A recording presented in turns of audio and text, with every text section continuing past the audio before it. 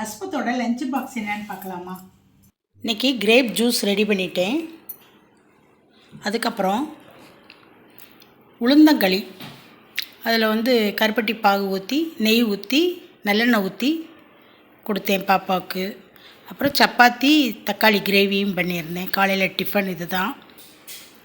அதில் கொஞ்சம் இதில் கொஞ்சம் சாப்பிட்டு போனாங்க. அதுக்கப்புறம் ஆஃப்டர்நூனுக்கு வெஜிடபிள் பிரியாணி, எல்லா காய்கறியும் போட்டு ஒரு பிரியாணி. அதுக்கப்புறம் பட்டர் பீன்ஸ் கூட்டு, அப்புறம் காலிஃப்ளவர் 65, அப்புறம் ஆனியன், அவிச்ச முட்டை. பிள்ளைங்களுக்கு ஒரு டிஃபன் பாக்ஸ் எக்ஸ்ட்ரா வச்சு விட்டேன். அவங்க பிரியாணினாலே பசங்க நல்லா கேட்பாங்க. பிடிச்சிருக்குன்னு நினைக்கிறேன். பிடிச்சிருந்தா ஒரு சப்ஸ்கிரைப் பண்ண மறக்காதீங்க. லைக் பண்ணுங்கள். தேங்க்யூ.